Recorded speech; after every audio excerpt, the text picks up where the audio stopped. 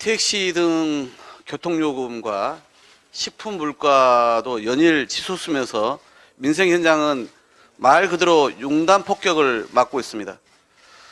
서울의 택시 기본요금이 4,800원으로 1,000원 인상되었습니다. 대출 이자도 빠듯한데 난방비 폭탄에 택시 요금까지 오르자 국민들은 이제 걸어다니면 되겠다며 긴 한숨을 내쉬고 있습니다.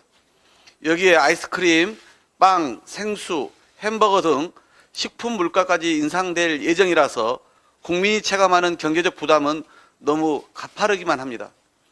그런데 정부와 여당이 폭등한 난방비의 지원 대책을 놓고 딜레마에 빠졌다는 보도가 있었습니다.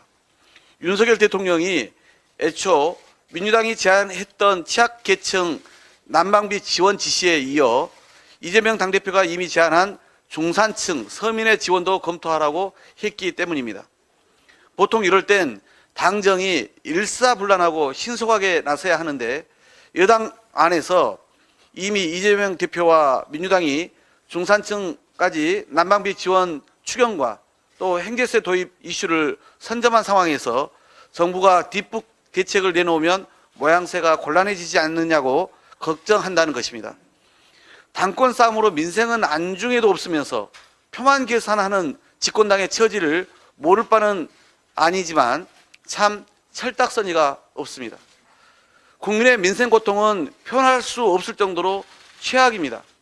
지금 상황에서 가장 큰 책임감을 느껴야 할 정부 여당이 어떻게 야당의 대책을 따라갈 수 있느냐며 한가한 소리나 하고 있을 때입니까?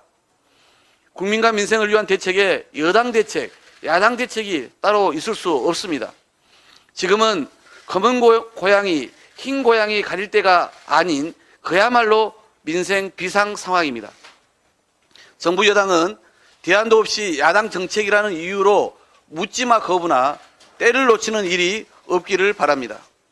민주당의 긴급 민생 추경 편성 제안과 함께 횡계세 도입, 그리고 제가 어제 언급한 개별 소비세의 탄력 세율 확대와 난방비 소득공제 적용 등을 적극 검토하길 촉구합니다.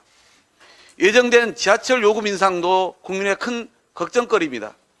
지하철 요금 인상의 배경은 무임승차에 따른 적자이고 무임승차 정책을 책임져야 될 당사자는 바로 중앙정부입니다. 그러나 중앙정부는 무임승차로 인한 적자를 책임지는 대신 적자를 지하체로 떠넘겨 시민의 이용요금으로 메꾸겠다고 합니다. 여당과 서울시는 정부와 계속 협의 중이라는데 10중 8구 시민에게 그 책임을 전가할 가능성이 높아 보입니다. 그럴 필요 없이 이미 국회에 발의되어 있는 법안을 2월 국회에서라도 처리하면 될 일입니다. 공익서비스 제공으로 발생하는 비용을 국가 부담으로 하는 PSO 법이 통과되면 지하철 요금 인상 부담도 시민의 부담도 덜 수 있습니다. 이와 함께 정부와 국회 등이 주도해서 무임승차의 적용 연령을 단계적으로 높이거나 출퇴근 시간대 사용을 제한하는 등의 보완적 방안도 사회적 합의를 통해 도출할 수 있기를 바랍니다. 윤석열 정권이 대통령실, 정치검찰까지 동원해 방송통신위원회 내부의 전정부 찍어내기에 돌입했습니다. 대통령실은 문재인 대통령 당시 임명된 공영방송 이사진의 선임 과정을 문제 삼아 방송통신위원회 직원을 줄줄이 조사하고 나섰습니다. 여기에 정치검찰까지 가세해 TV조선 재승인 과정을 문제 삼아 방통위 과장급 직원을 구속한 데 이어 한번 영장이 기각된 국장도 결국 재청구로 구속시켰습니다. 검찰 사유와 국민의힘 사당화에 이은 방송 장악 시도까지 이는 결국 독재로 가는 지름길입니다. 전 정부 인사를 협박의 도구로 이용한 방송 장악 시도 즉각 중단하십시오. 집권 2년 차인 윤석열 정권의 전 정부 인사 찍어내기는 오늘도 계속되고 있습니다. 윤석열 검찰은 이미 더 밝혀낼 것도 없는 탈북어민 북송 사건으로 정의용 전 청와대 국가안보실장을 연이틀 소환 조사했습니다. 대통령 기록관장도 법에 정해진 임기가 3년이나 남았는데 난데없이 직위 해제한 것은 상식적으로 이해하기 어렵습니다. 대통령실까지 총동원된 윤석열 정권의 전 정부 탄압에 경고합니다. 윤석열 정권은 지금 전 정부 찍어내기, 전 정부 지우기에 혈안이 되어 정치 보복에 올인할 때가 아니라 문호한 정부가 손 놓고 있는 동안 터져버린 민생 고통 폭탄을 수습해야 할 때입니다.